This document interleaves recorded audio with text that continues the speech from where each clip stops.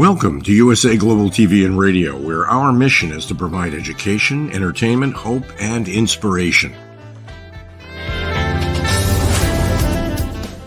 USA Global TV and Radio connects you with experts and audiences all around the world every single day to help you succeed in business and to live a richer life. Visit us at usaglobaltv.com to learn about career and life-changing training and mentoring programs like the Listening Mentor. Subscribe to our newsletter to stay informed about our special programs and offers. Discover how you can become a guest on one of our shows or a host or producer of a USA Global TV and Radio show of your very own. That's USA Global TV and Radio, where the doctor is always in.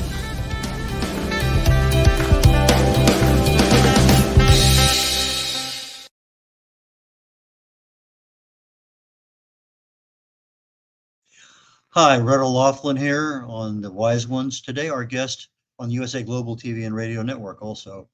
Today, Tricia Copeland is our featured guest. She's a prolific writer, author of many books, award-winning books, a lot of things. So we have just a myriad of things we can talk about today. Romance, fantasy, dystopian, new adult, young adult. Anyway, Tricia, please join me and let's kind of get into your writing career a little bit here. Hi, Red. Thank you for having me. When did you start writing? I started writing probably 16 years ago. I've only been publishing for 9 years, but I had some years before that when I was working on a lot of content. Okay, and you picked romance. Is that the first book you wrote? I wouldn't say it's primarily a romance. There are romance elements to it, but primarily it's based on my experience of recovering from anorexia. So I wrote it as a fiction series, but it is a story of a girl who develops anorexia and shows how she was able to recover from that and regain her footing and become successful. Well, before we go into your books, I'm doing a little bit of research. You believe in magic. And, right. And I see magic in this and magic in that and magic in a couple other things. So tell us about how your fascination with magic started and what's reinforced it along the way.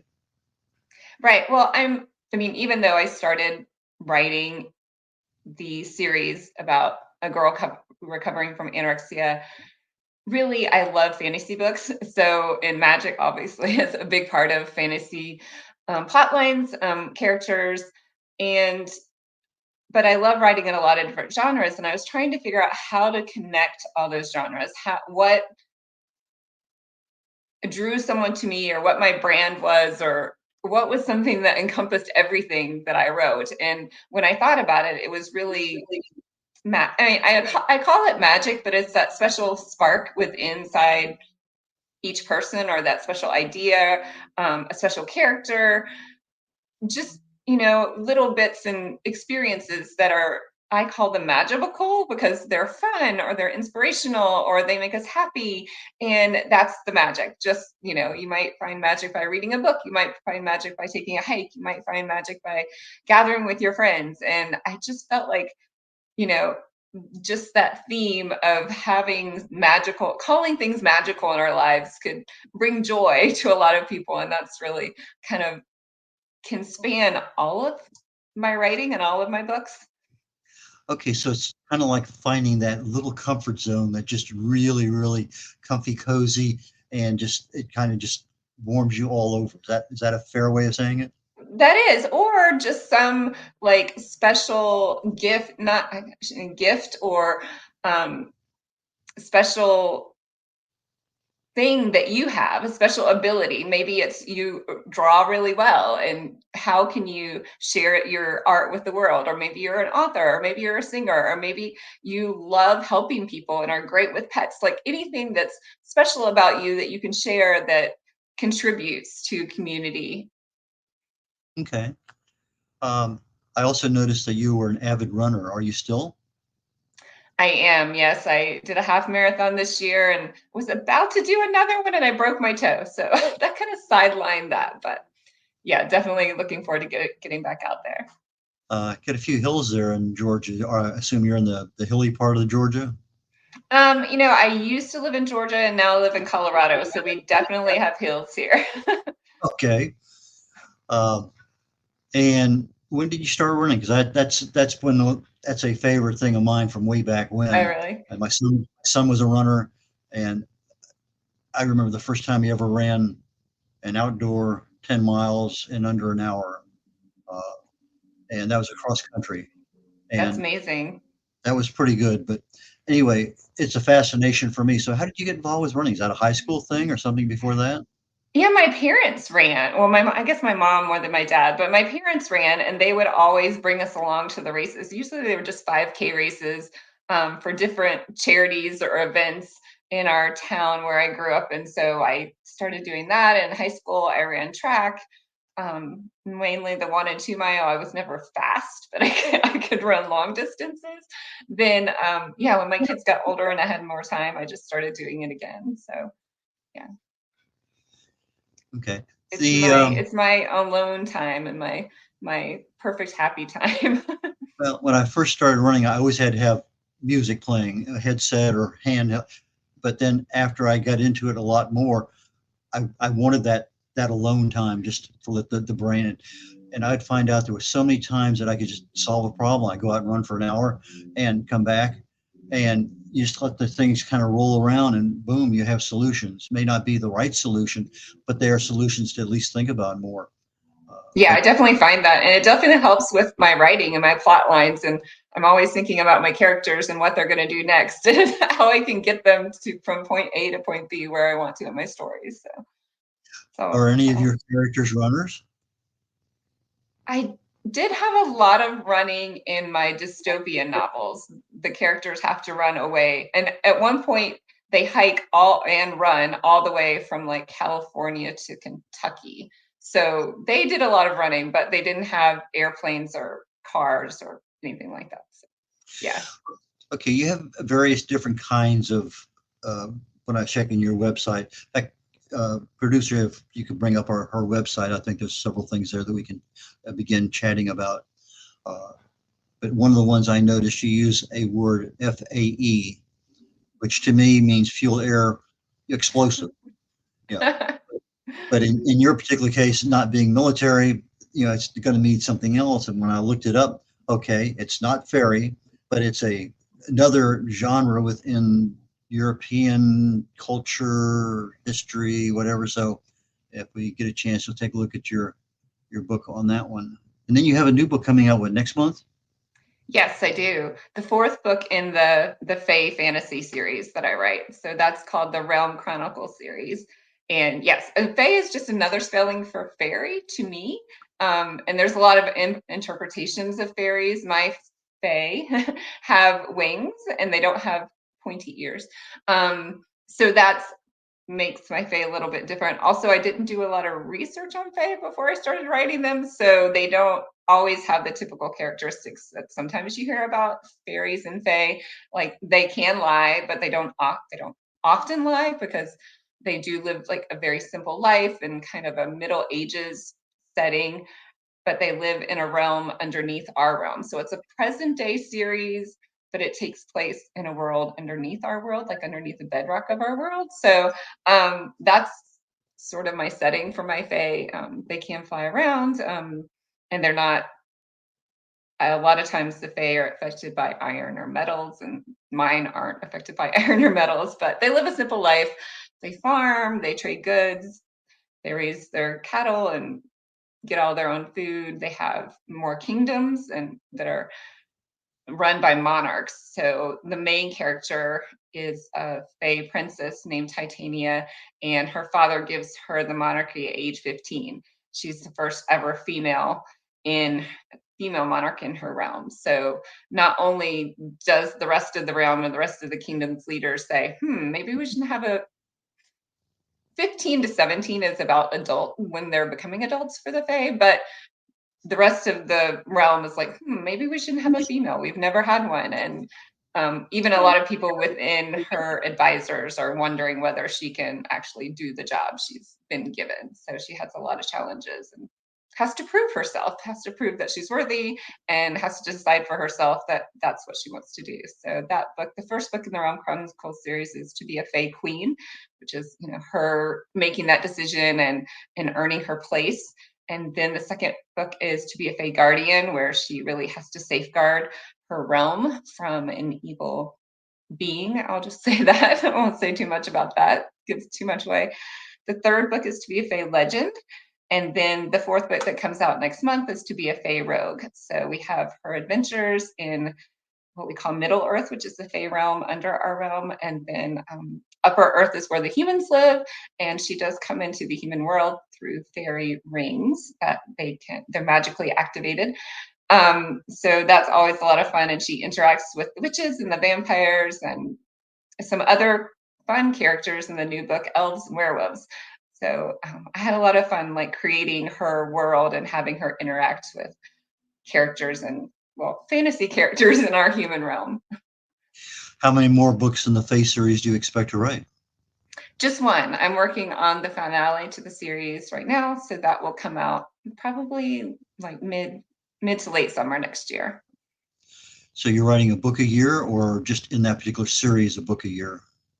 I usually, some years I've published like 3 books a year when I was publishing a lot. The past 2 years I've just done 1 to 2 books a year. So that's pretty standard for me now.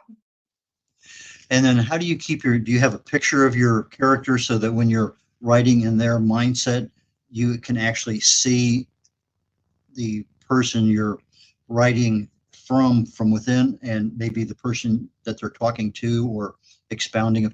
So I know that's one thing that some authors use, is they have different illustrations or caricatures or photographs of I use it for my audience when I write, because I write for baby boomers and I need to be able to see, that particular geriatric set, for lack of a better word, because I need to keep focused on that. And anyway, so do you have something like that you use to keep in character?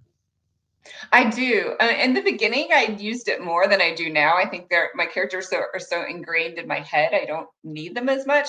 But I'll have multiple files open on my computer that has like all the attributes of my characters.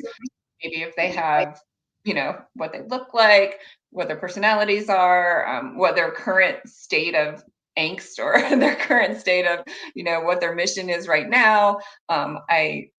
I don't always plot and make outlines beforehand, but I try to write down like all the scenes of what I just wrote each time I finish, so that when I come back to it, I don't have to remember what's going on or where my character was or what they were feeling or what their next goal was. But I do have maps, and I have drawings, and I have plot lines, and I have notebooks. I have almost everything you could think of to like. I like creating graphics that can, just inspire me to maybe find out a new plot line or a new situation that my characters might get put into. I noticed a new term and again, this is not my area, romance and fantasy, but I know young adult romance, but you used a term, I think, on your website, new adult, or new adult. Tell me about that. Right. So new adult is really that age. So young adult might be, depending on, I guess young adult could be, any age, because middle grade might be 10 to 12 or 9 to 12. And then young adult seems to be 12, 13 and to 18. So new adult is that 18 to maybe 25 age range, when you're maybe in college or just graduating from college and just getting on your feet and going out on your own and supporting yourself. That is what would be considered the new adult genre. And it used to be that was more like typically romance books, but I think people are really now are defining it by what age their characters are and what their characters are going through.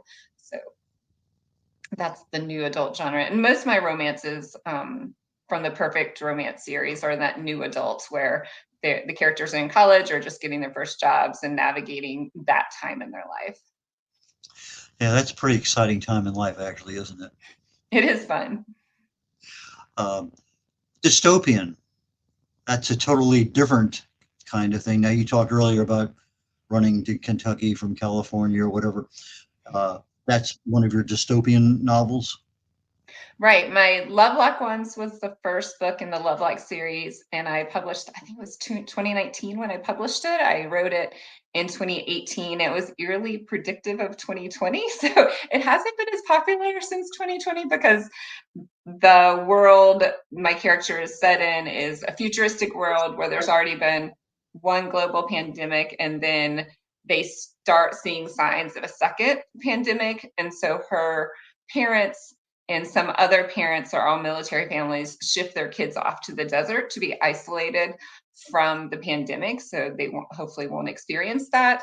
But in the progress of being shipped to the desert, her father hands her and another teenage boy, they're 16 and 17 years old, the keys to the truck with all the moms and the kids in them, and says, hey, you have to drive these people across the desert and take them to safety. And the teenagers are, they're pretty not challenged, but they're, a little fearful about that.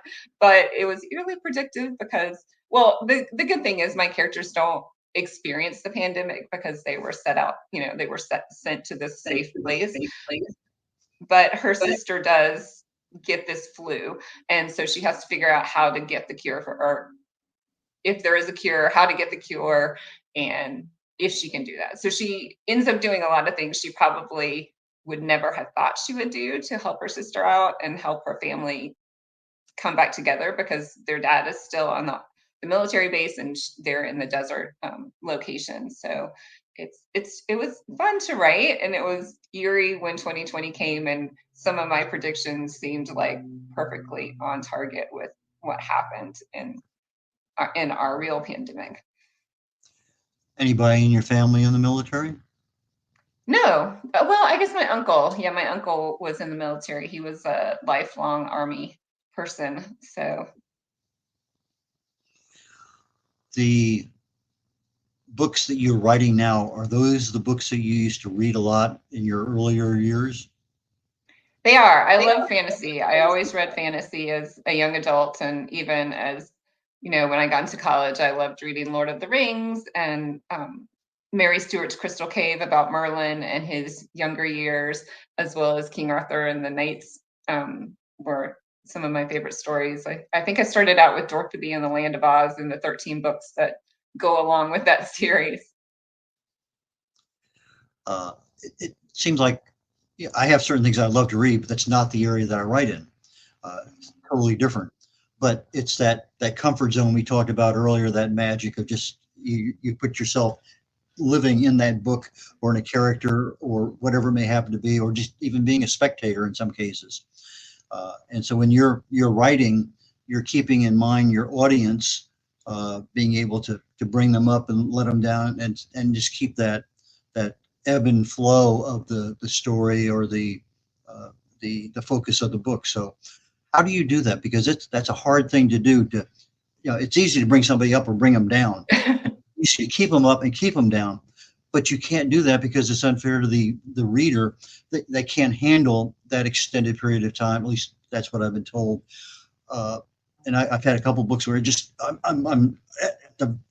okay, and it keeps you right there, and then all of a sudden you kind of come down and you kind of, okay, I can relax and breathe again. How do you write the story and then kind of figure out where you want to amplify and then you kind of relax, or how do you go about figuring out where to do that at? I guess I get really invested in my characters. So whatever my characters are going through, I usually am feeling it with them or experiencing with them. I will often start crying if one of my characters experiences loss or is sad. So I think when I feel like I need that break, like I start feeling like, oh, this is too much tension, this is too hard, let me give my character a little break, then I'll do something fun with them. Like in my current story, the main character, well, she loves to fly, obviously, because she has wings and she loves to fly, but she also loves to swim, which is a little bit of her escape. So she can dive down under the water, and she's completely, and she does it at night very often. So it's dark, and then she's only surrounded by the feel of the water. So and it shows that, she's replenishing her her pot of her pot of energy and her pot of her psyche, so that she can go back and do what she needs to do. So it's showing that it's not all horrible all the time, and she is experiencing little pockets of fun and escape from her normal stress, but also giving the reader that experience of that pocket of fun or escapism. So I guess I do it that way. Usually when I'm plotting out a book, I'll put major points in. I know what the major things are going to happen and where I'm going to end up. But as I'm writing, I always try to think, okay, how do I get my character from one place to the other? What is something fun I can, or something different that I can have the reader experience that maybe they didn't expect? So I like putting things like that in there, and it's just kind of a creative process for me. I love writing that, and a lot of authors plot everything out and know exactly what they're going to write, but I feel like I find that I get bored if I do that. So I oftentimes, I'll get 20 or 30 minutes in and think, oh, I'm not sure how I'm getting my character to the next point. Then I'll go for take a walk or a run, or, just do something different, and an idea will come to me, like brainstorm an idea of what's the best way to get to my character where they need to be. I was chatting with another author last week, and I had read something literally that morning, Facebook or something, and talked about Hemingway's primary 4 or 5 things that every author should do or whatever. And one of the things was never finish the plot. In other words, you know what the end's going to be.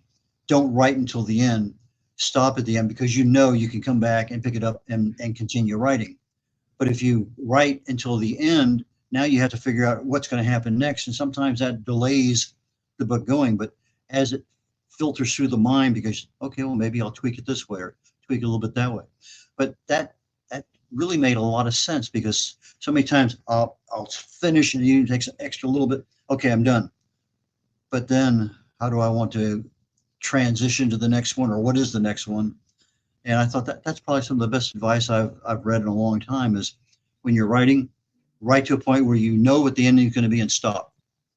And then, let it just permeate the brain for however many, half hour, 2 days, whatever it may happen to be. That way, when you come back, you know exactly where you're going to pick up and what you're going to do. And then the rest of the thing gets developed. So I thought that was pretty good advice. Yeah, I think it is too, because a lot of times I'll write something and then I'll get up and go away and do another chore, and I'll be thinking about what I just wrote, and I'll like make sure that it's true to the character. Would the character really have done that? Would they have said that? Was that the right tone, or do I need it to be a different way? So if I think about that, I can tweak it right away, and so I'm still thinking about it, and then I'm thinking, okay, and what do they do next too? Editing. That's a bane for us writers. How do you go about editing your books? Well, once I write it for the first time, I always go back and I'm making sure that every scene is filled out. So I'm describing what's around because a lot of times if I'm just writing, conversation or the action, what's happening, I kind of forget to write the background. So show people where they are and what it looks like around them. So I always fill in those details. Then when I think I take 2 or 3 rounds, with a book like that. So then it goes to my editor, and she doesn't only edit for grammatical things, which we always have, but she also, looks at things like, have I gotten everything the same in the whole series? And is there enough feeling in this scene, or do I need to fill in more with these characters? So she will give me notes on those type of things, as well as fixing up the grammar. So then I'll have another round when I can look at it, answer questions that she had, or fill in where I need to fill in. Then she gets it back again. She has the last round, and then the final will go to a proofreader. So I have 2 rounds with my major editor, or my main editor, and 1 round at the end with a proofreader. So between all of us, we usually can catch anything and make it the best book it can be. Okay, so your main editor is a developmental editor and a copy editor. Right. Do you ever use the function where you can have the computer read back to you, where you can actually hear it I use that a lot for myself, whether it's just a blog or whatever, because I want to hear what it sounds like. Because sometimes I can read and it's a big error, but I don't see it, but I hear it.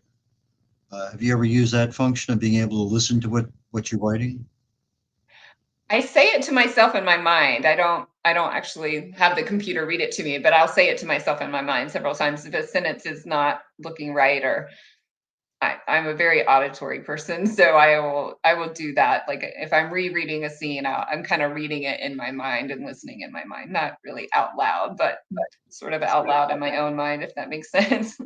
Yeah, it's just one of those features available in Microsoft Word that I use a lot because it's, to me as a writer, it just really solidified. That's exactly what I wanted to say, or that doesn't Mhm. sound right.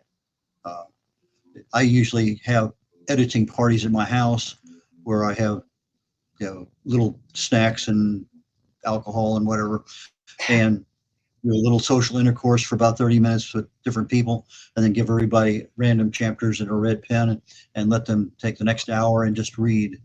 And I've gotten some really, really good feedback from people that, I tell the story fairly often, if and when.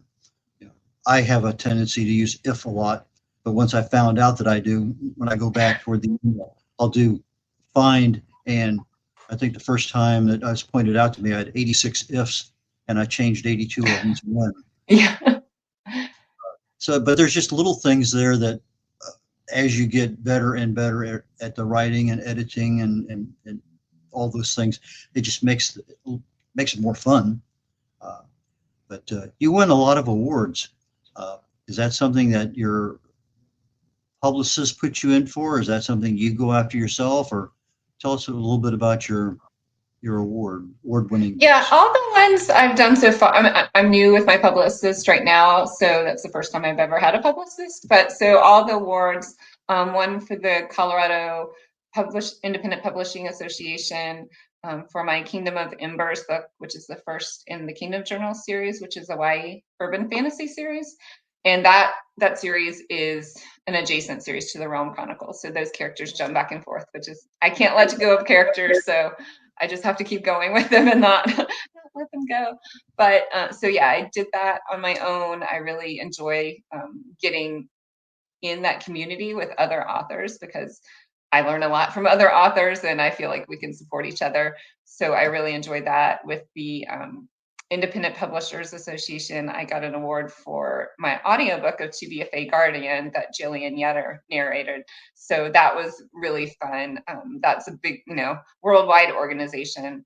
So it was really fun to meet people from bigger publishing houses because I'm an independent publisher, so I haven't met a lot of people in that industry. So that was a lot of fun going to that award ceremony with my narrator and just being able to experience that with her. I never met her in person before, um, so yeah, I've just looked for things in my community and in the organizations that participate in so far. So I'm hoping that with a publicist that is even, I have more opportunities for those.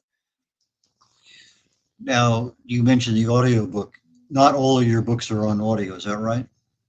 Right. So the two series that are on audio right now are Kingdom Journals and the Realm Chronicles series. So currently 4 books from the Kingdom Journals, that's a complete series, and then 3 books, the first 3 books in the Realm Chronicles series. So the YA fantasy series that I've written. My narrators have been amazing. I am so lucky to have met all of them because their voices just fit exactly in with what I pictured in my head, which was too amazing to me. And then to just be able to hear my books, I listen to them over and over all the time. Like if I'm prepping to do the next book in the series, I listen to the one before it while I'm in the car. So just like I have my mindset of where the characters are, what's been going on. So when I start writing the next one, I can, just be immersed in their world and know right where I need to go. So that has been a lot of fun for me. I mostly listen to audiobooks when I'm reading. I'm reading but listening. That's how I do my books, I guess is what I can say. Well, that makes a lot of sense because you got to know what happened in order to write the future. So, Right. I mean, it just jogs my memory. Obviously, I know major points of what happened, but all the little minor things that, I may forget between the 3 or 6 months in between writing something. How do you market your books? So far, I've just done self-marketing, self-promotion through social media. I love my newsletter subscribers. I get tons of emails back from them. So if I have a new book coming out, I'll send out little details and I'll get feedback for them. A lot of times I have them choose my character names and choose my characters. I have them choose like a type of fantasy character that's going into a book. I think I don't know if I put out for a title yet. I haven't done that one yet. But so yeah, I love interacting with my newsletter subscribers, and all the interaction we get on social media is so much fun to me. And I also love being in person. So I love going to book fairs and book cons and really I have a podcast, and that's why I started my podcast, because couldn't be with the other authors or with other readers. So I thought, if I start a podcast and I can talk to my author friends who I would normally see, plus other people can find out about our books. So that's why I started my podcast. But I just love being in the community because I feel like it's a really supportive community. Do you use AI for anything at all in your books? I do not know. I mean, I guess, I was noticing the other day that like my Microsoft Word program was telling me what next word to do, and you could hit tab. But other than that, I don't use AI now. I've used AI a few times for cover designs. The author tells me what he wants, and I can go in and have AI create 3 or 4 or 5 covers. I'll send them all to the client. And then he says, I like number 2 and number 4. And then I'll take those 2 and send to a designer and say, this is what my client likes. Make me something that has this in there. And so I found for cover design, the AI is pretty decent about taking verbiage and creating an image based on what the words are. So I get a cover. How do you do your covers? So I have a cover designer, and I'm a really bad drawer, and she's told me that I am not good at drawing, but I usually will just hand sketch out what I'm thinking of and then have her produce it. I have an idea. I guess I want to say I'm not tech savvy, but I am, because I built my own website. I do most of my own social media and things like that. But when it comes to things like that, I don't know. I like pen and paper, and I like drawing and coloring and all that. I mean, I can color. That's not hard, but I'm not a very good drawer, but she seems to be able to interpret what I want anyway. In my Fae series, the covers are just different poses of my Fae, I guess. So my cover person developed hers from an Ice Queen picture. Like we took an Ice Queen and then made her look like my Fae has red hair and wings, so not like the Ice Queen had like all white face and white hair. So we just kind of tweaked some other images that I found that I liked. I usually take in, for a book that I don't have a cover of my own, I'll buy $5 covers off of Fiverr.com and put them on Facebook and say A or B, B or C, C or D. And I found over time that authors are very poor at creating their own covers. I love this one, but nobody else likes it. And the one, well, that's okay, but that's the one that everyone else likes it. And it's amazing that over time, for a very modicum investment, I get 4 or 5 covers and I throw them out there and say, what do you like? And then the audience tells me, and I find that to be a pretty good feedback mechanism for me. And I think the same thing would work with titles, because I've done that a long time ago. I was trying to think, I need a title with 5 words. I don't want more than that because of the size, but the subtitle could be almost anything. But with your kind of books, do you have subtitles on your books? I forgot when I was looking at them if they did or not. No, not really. No. I was going to say, I looked at quite a few of your books before we began today, but I didn't remember to look. Oh, does she have a subtitle? But I didn't remember seeing any. But that's another thing I try to concentrate on too. But anyway, on your writing career, is there anything that I should have asked you about any of your books, your characters, that we haven't covered today that you want to just add that extra little bit before we go to the end of the show?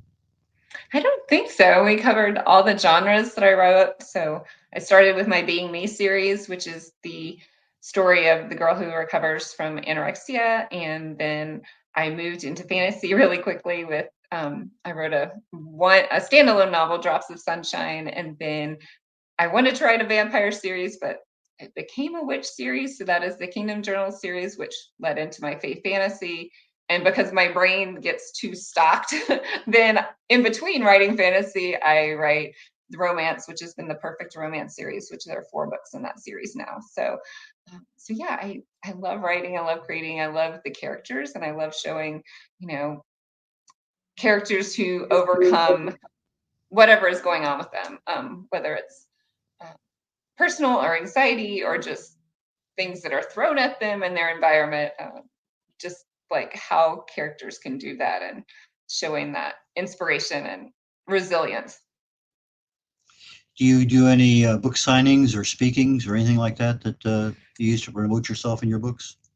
I do. Like recently, it's been more local ones. Next year, I have authors take Roanoke in Roanoke, Virginia, and I'm going to Salt Lake City in June. So that's going to be a lot of fun. This summer, I stayed locally. I have one in Colorado Springs over Labor Day weekend. That's a Books and Brews. So that'll be fun. Well, we're getting toward the end. How do people find your books? So the easiest way, you have it up there, is my website, but all the books on Amazon and Audible and ebook paperbacks, as well as my middle grade book also has a hardcover edition. Okay, and your website is triciacopeland.com, correct? Right. Yes, I could say that. TriciaCopeland.com. And for our audio audience, that's Tricia, TRICIA, Copeland, COPELAND.com. Tricia, I'm going to give you the last 10, 15 seconds. Anything else to tell our audience before we conclude? Thank you. Yes. And I think you could see it on my website there, but I do have 2 free short stories. If you go to my website, you can download the free short stories when you join my newsletter. So that's a good way to pop in and see if my writing is something that you'll like. Fantastic.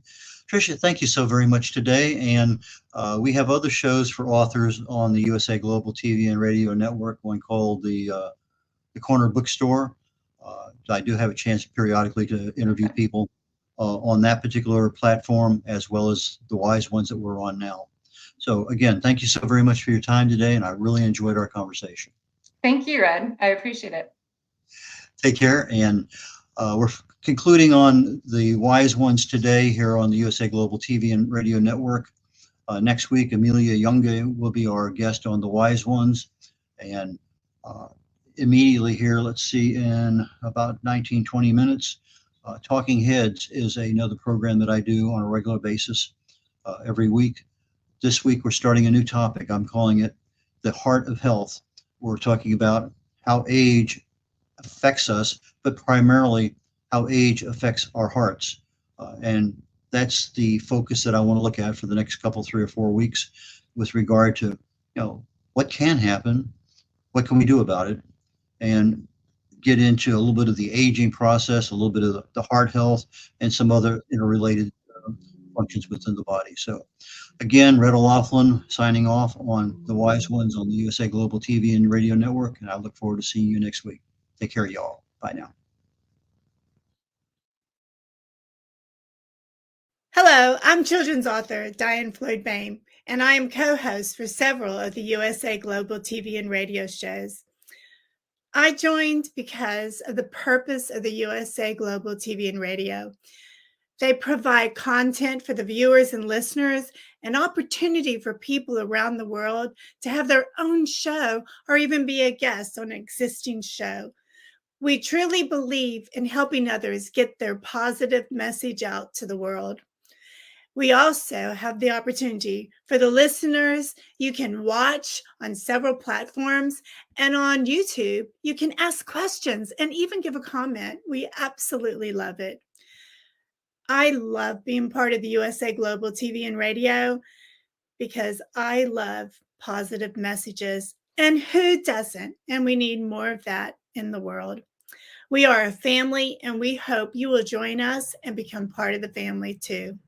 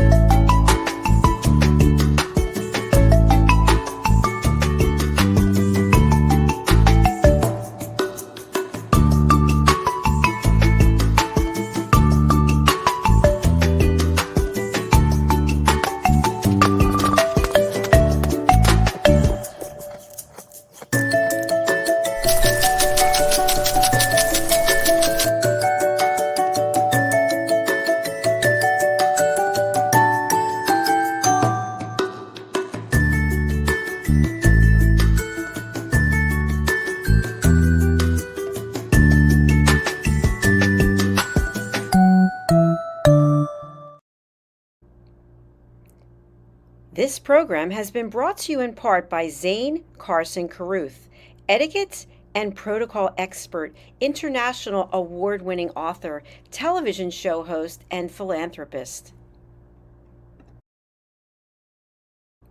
Thank you to Zane, our official diamond sponsor for USA Global TV and Radio in partnership with E360 TV. Zane is the author of The World's First Tooth Fairy Ever, as well as many other children's books. She's also the television host of Elegance, Polished Demeanor, and Posh Living, seen on USA Global TV and Radio.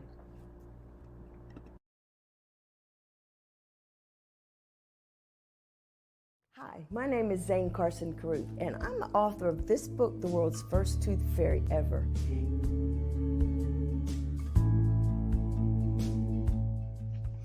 Reading is magic. Studies have shown that reading to your children lays the foundation for greater success in life. Reading helps develop language and vocabulary skills. It helps improve memory, and it encourages curiosity and inspires creativity. The benefits are immeasurable, and as a parent, you'll benefit too. In only 10 or 15 minutes a day, you'll be creating more memories and a bonding experience that will last for years to come. So take time to read to your children. Read them books about things that engage and interest them. Tales of fairies and magic fascinate children, and as everyone knows, the Tooth Fairy is at the top of the list. If your child loves magic, wands, adventure, and what child doesn't, you'll love reading them books from the trademarked series The World's First Tooth Fairy Ever. Follow along as Abella, the world's first tooth fairy, accidentally starts the tooth fairy tradition. Learn the tricks of being a professional tooth fairy in the book Abella Starts a Tooth Fairy School. Your child's imagination will soar as you read the adventures of Abella and her magic wand.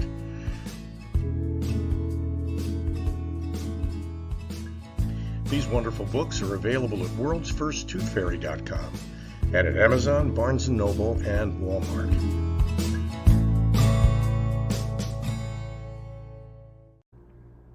To learn more about Zane, contact her through her website, zanecarruth.com, ZANECARRUTH.com.